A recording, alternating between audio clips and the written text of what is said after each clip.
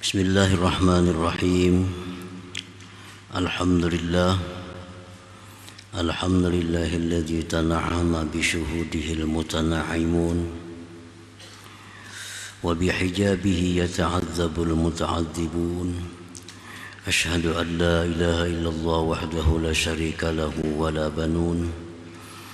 Wa ashhadu anna sayyidana Muhammadan abduhu wa rasuluhul wajhul maimun. Allahumma salli wa sallim wa barik ala sayyidina maulana Muhammadin sirrikal makhzun wa ala alihi wa sahbihi wa zurriyatihi wa atba'ihi ila yaumil la yantiqun, amma ba'd. Yang kita hormati, kita cintai para habaib dan para alim ulama, para muhibbin, hadirin hadirat rahimakumullah. Puji syukur selalu kita haturkan kehadiran Allah Subhanahu wa ta'ala atas limpahan taufik hidayah dan inayahnya, sehingga kita malam ini dapat kembali berkumpul bertemu di majlis yang penuh berkah dan rahmat ini. Salawat dan salam atas junjungan kita Nabi besar Muhammad sallallahu alaihi wasallam dan seluruh keluarga, para sahabat, zuriat dan pengikut beliau ila yaumil qiyamah. Para muhibbin rahimakumullah, al-hikmatu tsalitsatu wal 'ishruna ba'dal mi'ati tsaniyah minal hikamil 'ataiyah. Hikmah yang ke-223 dari al-hikamil 'ataiyah. Qala al-Imam Ahmad ibn Athaillah as-Sakandari rahimahullah, nafa'ana bi'ulumihi wa asrarihi. An-na'im wa in tanawwa'at mazahiruhu innama huwa li syuhudihi wa iqtirabihi. Wal 'adzabu wa in tanawwa'at mazahiruhu innama huwa li wujudi hijabihi. Fasababul azab wujudul hijab wa itmamun na'im bin nazari ila wajhihil karim. Artinya bermula kenikmatan,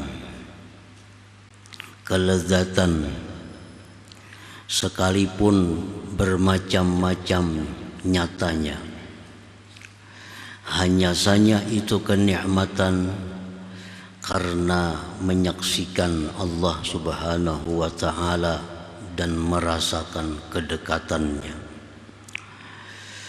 Dan azab sekalipun bermacam-macam nyatanya, hanya saja itu azab karena adanya hijab, dinding. Maka bermula sebab azab itu adalah adanya hijab, adanya dinding, dan menyempurnakan kenikmatan itu dengan memandang kepada zatnya yang mulia di dalam surga nantinya.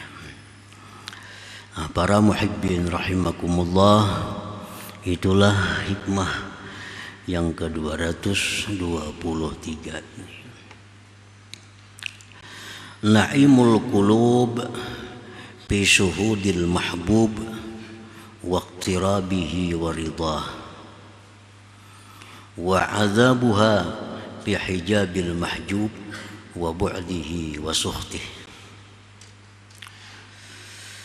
Bermula kenikmatan hati, kelezatan hati, itu ada pada menyaksikan yang dicintai dan dekat dengannya dan mendapat keridhaan yang dicintai itu.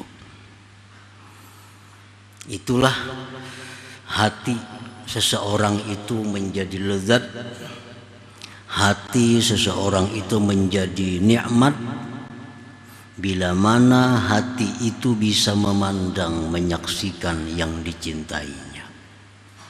merasakan kedekatannya, dan mendapat keridhaannya. Sedangkan tersiksanya itu hati pada terhijabnya yang dicintai, jauhnya yang dicintai, dan murkanya yang dicintai itu. Nah, para muhibbin rahimakumullah, jadi hati ini kenyamanannya hanya pada menyaksikan yang dicintainya, baik yang dicintainya itu yang baharu atau yang dicintainya itu yang qadim. Jadi yang namanya hati ini dia akan senang bila mana bisa menyaksikan yang dicintainya itu. Hati merasa senang bila mana dekat dengan yang dicintainya. Hati merasa senang bila dapat persetujuan, keridhaan dari yang dicintainya. Baik yang dicintainya itu Allah Subhanahu wa ta'ala, atau yang dicintainya itu adalah makhluk Allah Subhanahu wa ta'ala. Kita misal mencintai seseorang, manusia, nah, maka hati kita akan nyaman bila hati kita itu bisa memandang kepada orang yang kita cintai itu. Hati akan merasa tentram, merasa nikmat bila kita dekat dengan orang yang dicintai. Dan hati kita merasa lapang, merasa nyaman bila orang yang dicintai itu senang dengan kita. Nah, itulah perilaku hati. Disitulah kenikmatan hati. Disitulah kenyamanan hati ini. Sedangkan hati ini akan tersiksa. Hati ini akan pedih bila sudah tidak bisa lagi menyaksikan yang dicintainya. Hati akan merasa luka bila mana dibenci oleh orang yang dicintainya. Dan hati merasa gelisah bila mana jauh dengan orang yang dicintainya itu. Nah, para muhibbin rahimakumullah, itulah kenikmatan hati. Di sini Imam Ahmad Ibnu Athaillah memperkenalkan kepada kita tentang hati. Apa yang disukai oleh hati itu. Ternyata yang dimaui, yang disenangi oleh hati itu hanya satu, yaitu bisa menyaksikan yang dicintainya. Wa na'imul ajsad, sedangkan kenikmatan tubuh, kenikmatan jasmani, fima yulaimu tab'aha, pada sesuatu yang sesuai akan tabiatnya jasmani. Min sihhatin, sihat, wa aklin ladhiz, makanan yang lezat, wa libasin fakhir, pakaian yang megah, wa gairiha, selainnya. Nah, ini kenikmatan jasad. Sihat, uklin ladhiz, makanan yang lezat, pakaian yang nyaman, rumah yang lapang, kendaraan yang nyaman, itu kenikmatan tubuh. Kenikmatan tubuh. Wa adzabuha fima la yulaimu tab'aha, sedangkan tersiksanya tubuh ini pada sesuatu yang tidak sesuai tabiatnya. Min maradin, sakit, wa ju'in, lapar, wa atsin, dahaga, wa gairiha, selainnya. Bila mana kita sakit, tubuh ini tersiksa. Tubuh tersiksa. Hati belum tentu tersiksa. Hati belum tentu tersiksa. Karena berbeda antara yang tabiatnya tubuh dengan hati ini. Berapa banyak orang yang sakit tubuhnya tapi hatinya lapang. Berapa banyak orang yang susah, makan serba sedikit tapi hatinya bahagia. Berapa banyak orang yang bergelimang harta tapi hatinya resah. Nah, jadi karena beda antara yang dibutuhkan hati dan tubuh ini. Para muhibbin rahimakumullah. Jadi kita sudah tahu apa yang dicintai, apa yang disenangi oleh hati, apa yang disenangi oleh tubuh kita. Na'imul qulub ghalaba na'imal ajsad li'annahu aqwa wa ashad. Kenikmatan hati itu mengalahkan kenikmatan tubuh. Kenikmatan hati mengalahkan kenikmatan tubuh. Karena itu kenikmatan hati lebih kuat. Berapa banyak orang yang terpisah dari kekasihnya, dihidangkan makanan yang lezat jadi pahit. Berapa banyak orang yang hatinya sakit, diberikan pakaian yang megah, tidak ada arti baginya karena hatinya terluka.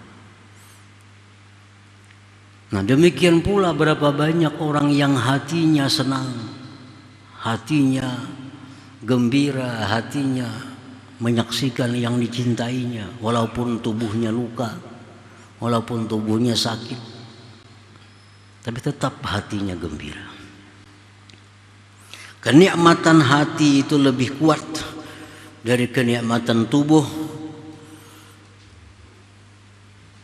Oleh karena itu kenikmatan hati bisa mengalahkan kenikmatan tubuh itu. Faqad ruwiya anna rajulan daraba 99 sautan fama saha wa la ta'awwaha wa la istaghath.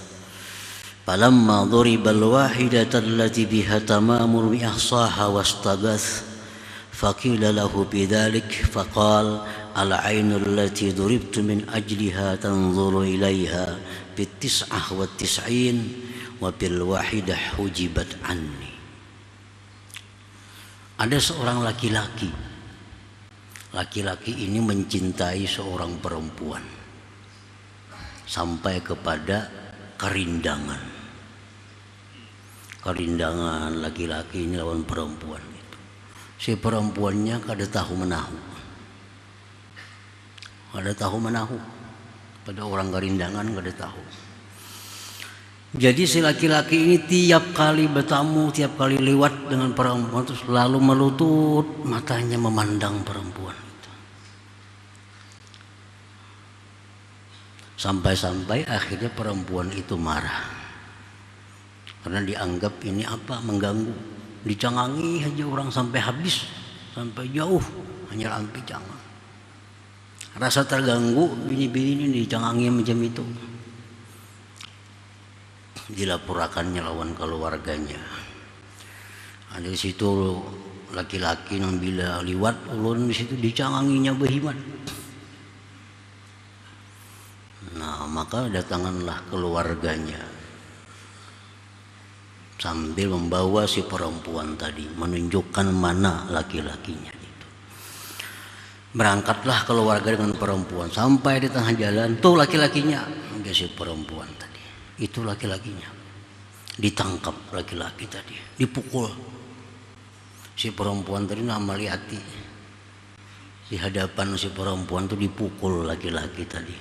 90 kali pukul. 91 pukul sampai 99 kali pukul.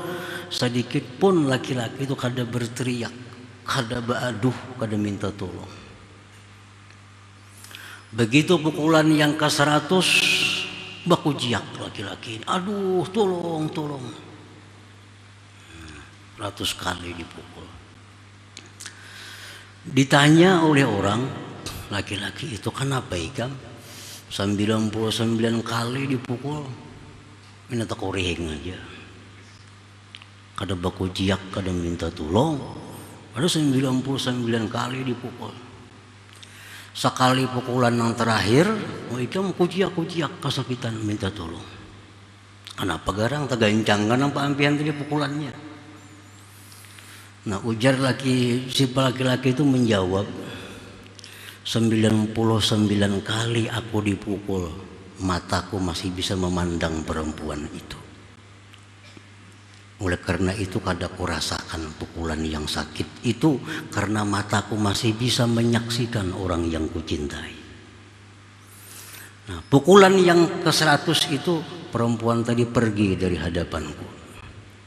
Itulah yang membuat sakit pukulan yang terakhir tadi.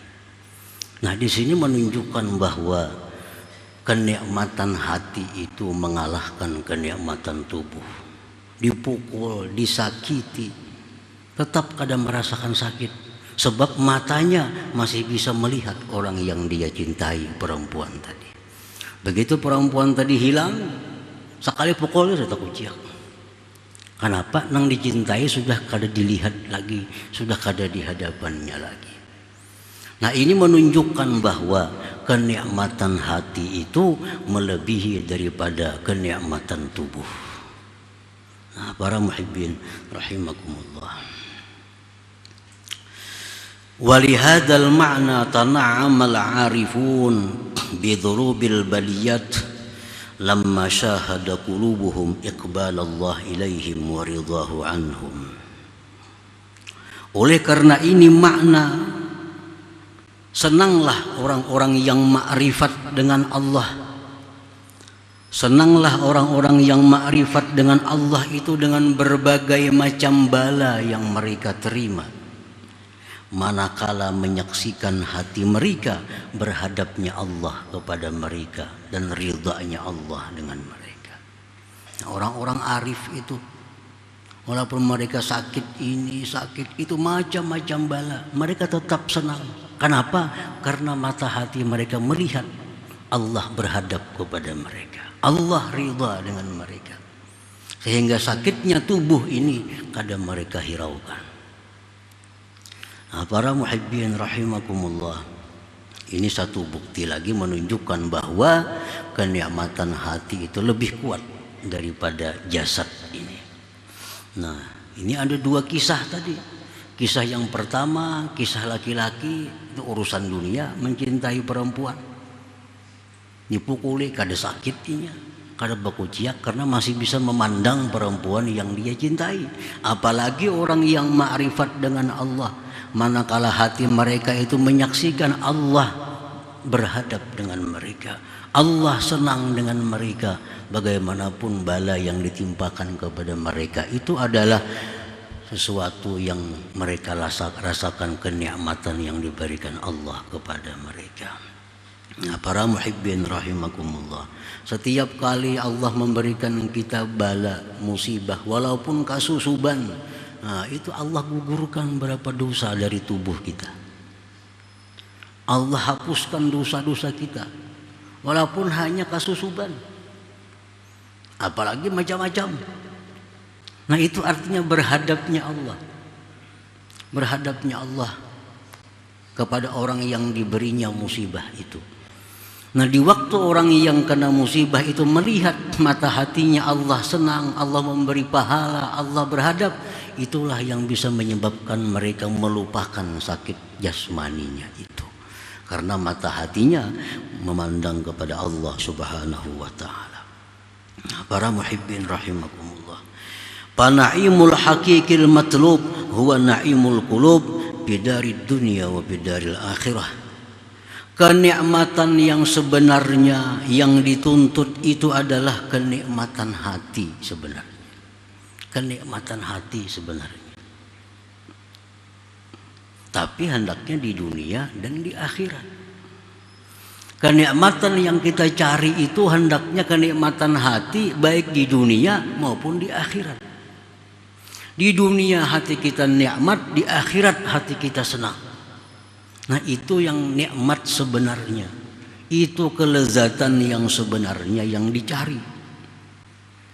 Kalau kita hanya nikmat hati di dalam dunia, bagi orang-orang yang mencintai harta dapat harta, orang yang mencintai kedudukan dapat kedudukan, hatinya nikmat tapi dalam dunia, di akhirat belum tentu.